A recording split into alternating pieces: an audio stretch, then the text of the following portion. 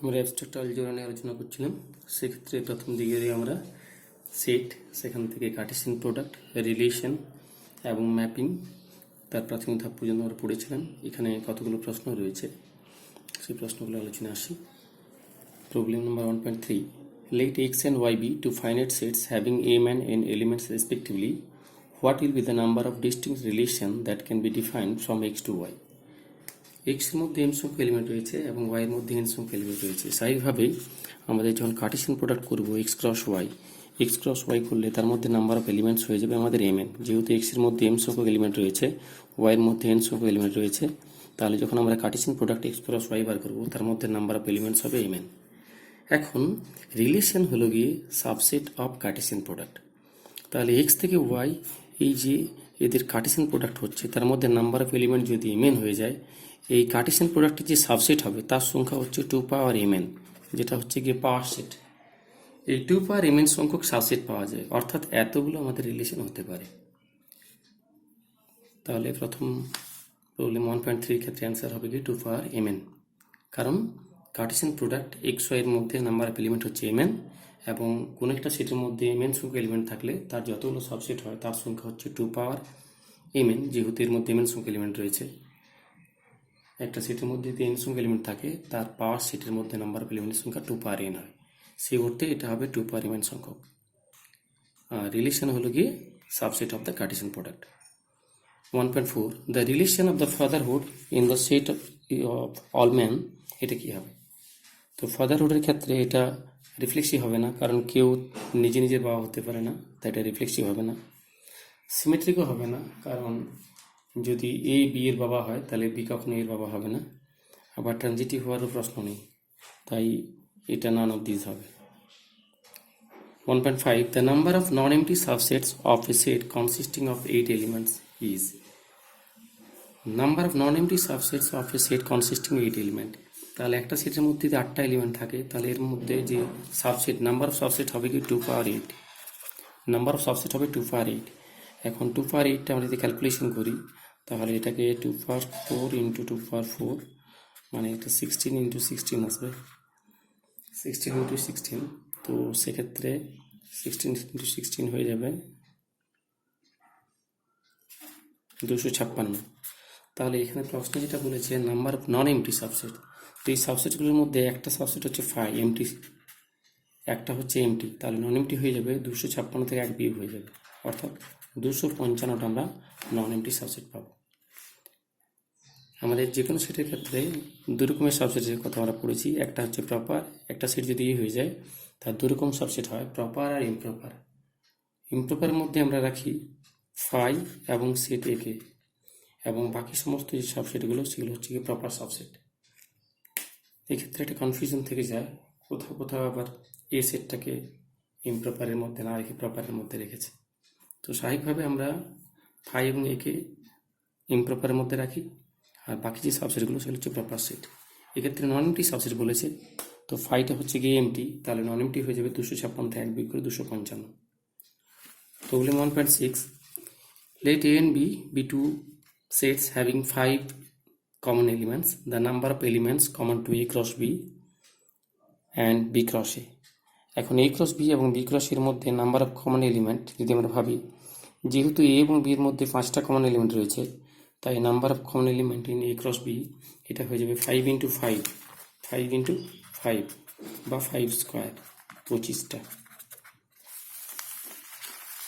1.7, if x and b is set with n elements where n is any finite cardinal number, then the cardinal number of its power set pn, আমরা অনেকবার আলোচনা করলাম number of elements in power set হয়ে যাবে 2 পাওয়ার n। যদি এর মধ্যে n সংখ্যক এলিমেন্ট থাকে তাহলে px এর মধ্যে 2 পাওয়ার n সংখ্যক এলিমেন্ট থাকবে। Problem number 1.8, let R be a relation in the set of all integers defined by a relation to b if and only if a and b both are neither even nor odd, then R is. তাহলে এ এবং B এমনভাবে সম্পর্কযুক্ত যে A and B both are neither even nor odd, অর্থাৎ A এবং B দুটোই একসাথে even number বা একসাথে অড নাম্বার হবে না। তাহলে এক্ষেত্রে আমরা যে দেখি এ এবং বি একসাথে রিলেটেড, এমনভাবে এ রিলেশন টু এ সম্ভবপর নয়, কারণ এ রিলেশন টু এটা সম্ভব নয় এইভাবে, কারণ এ কে যে কোনো সংখ্যা নিয়ে নেয় কেন, নিজের সাথে তারা হয় দুজনেই ইভেন, এটা নিজের সাথে এ এবং এ ভাবলে দুটোই ইভেন বা দুটোই অড হবে, তাই এটা রিফ্লেক্সিভ হবে না। এটা রিফ্লেক্সিভ হবে না, এ রিলেশন টু এ হবে না, কারণ একটা নাম্বার সে হয় ইভেন নাম্বার হবে না হয় অড নাম্বার হবে, সেক্ষেত্রে এই রিলেশন টু হলে দুটোই ইভেন হতে হবে এ এবং এ কে, না হয় দুটোকে অড হতে হবে, তাই এটা রিফ্লেক্সিভ হবে না। Symmetric, A relation to B হলে বি রিলেশন টু এ হতেই পারে, A even number B odd number, তাহলে আমরা বি এটাকে ইভেন আর অড আকারে ফেলতে পারবো, এটা সিমেট্রিক হবে। ট্রানজিটিভ, ট্রানজিটিভের ক্ষেত্রে আমরা এটাকে ভেবে নিতে পারি যে 2 রিলেশন টু 3 আবার 3 রিলেশন টু 4। সেক্ষেত্রে প্রথমটা ক্ষেত্রে 2 আর 3 পরস্পর একটা ইভেন একটা অড, একটা অড একটা ইভেন, কিন্তু যখন আমরা ট্রানজিটিভ প্রপার্টি লাগাচ্ছি তখন 2 আর 4 দুটো ইভেন হয়ে যাচ্ছে, তাই এক্ষেত্রে আমাদের এটা কিন্তু ট্রানজিটিভ হবে না, তাই সিমেট্রিক হবে, neither reflexive not transitive. Next problem আসবো আমরা, প্রবলেম নাম্বার 1.9। এই 1.9 প্রবলেমটা আমরা বোধহয় আগে আলোচনা করেছি, আবার দেখছি আমরা। আরেকটা relation x and y are integers such that x minus y is divisible by 5, then R is a not a relation, an antisymmetric relation, an equivalence relation, এগুলো আমাদের প্রুভ করতে হবে। তাহলে x minus y is divisible by 5, এটা reflexive হবে, x minus x যে কোনো number নিয়ে না কেন, x minus x equals to 0 হয়ে যাবে, 0 is divisible by 5, x minus y যদি ডিভিজিবল বাই 5 হয় তাহলে y minus x ও ডিভিজিবল বাই 5 হবে। আবার ট্রানজিটিভ দেখানোর জন্য আমরা এভাবে যদি নিয়ে নিই যে x রিলেশন টু y, তাহলে এভাবে আমরা ভাবতে পারি যে ট্রানজিটিভের জন্য x রিলেশন টু y এটা ইমপ্লাই করবে x minus y is divisible by 5, মানে এটাকে 5 q1 ধরে নিচ্ছি ফর সাম ইন্টিজার q1। একই রকমভাবে y রিলেশন টু z, তাহলে এটা ইমপ্লাই করবে y minus z equals to 5k2 for some integer k2। এই দুটোকে অ্যাড করে দিলে আমরা পেয়ে যাব x minus z equals to 5 into q1 plus k2। এই q1 plus k2 একটা ইন্টিজার হবে, এটাকে আমরা k3 আকারে ট্রিট করতে পারি, তাই x minus zটাও হয়ে যাবে একটা ডিভিজিবল বাই 5, তাই এটা রিফ্লেক্সিভ হবে, সিমেট্রিক হবে এবং ট্রানজিটিভ হবে। তাই এখানে এই যে রিলেশনটা x minus y is divisible 5 problem number 1.9 এর, এটা একটা ইকুইভ্যালেন্স রিলেশন হবে। Problem number 10, two sets x and y and 4 relation f1 f2 f3 f4 আর given as follows। রিলেশনগুলো দেওয়া রয়েছে, এই রিলেশনগুলোর মধ্যে কোনটা ম্যাপিং হবে।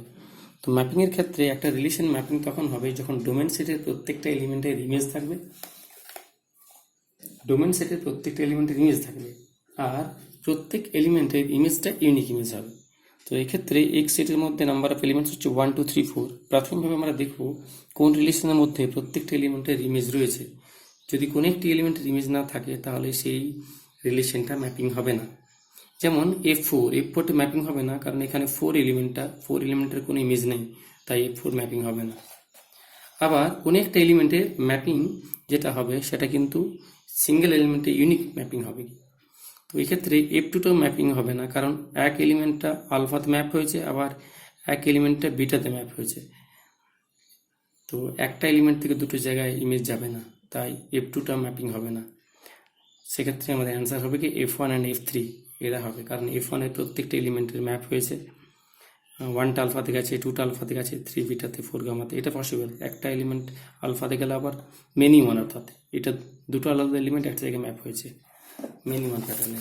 অর্থাৎ এখানে আমরা এইভাবে যদি ছবির আকারে দেখি তাহলে এটা এই ধরনের হবে কি ডোমেন সেট, এটা এখানে আলফাটা রয়েছে, এখানে 1 এলিমেন্টটা, আর এখানে 2 এলিমেন্ট, সাপোজ 1টা আলফা ম্যাপ হয়েছে, 2টাও আলফাতে ম্যাপ হয়েছে, এটা পসিবল। কিন্তু এটা কখনোই পসিবল নয়। এখানে একটা এলিমেন্ট 1 এই গেল আলফাতে, আবার এই এলিমেন্ট এখানে বিটাতে গেল, এটা ম্যাপিংয়ের ক্ষেত্রে পসিবল নয়। একটা এলিমেন্ট দুটো জায়গায় ম্যাপ করতে পারবে না, কিন্তু অনেকগুলো এলিমেন্ট এসে এক জায়গায় ম্যাপ করতে পারে। আমরা আসছি নেক্সট প্রবলেম 1.11। if ABC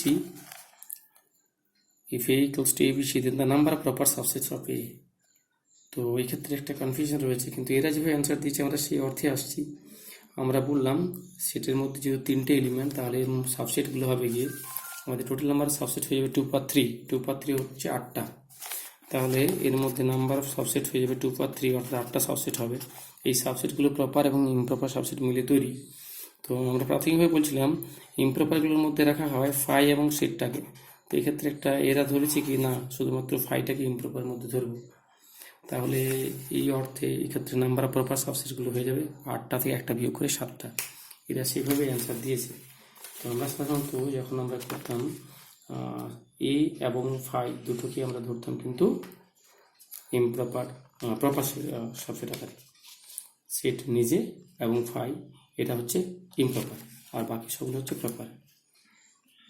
তো সেক্ষেত্রে 1.1 যে অ্যান্সারটা হবে কি, সে অর্থে ক্ষেত্রে অ্যান্সার হয়ে যাবে 7টা।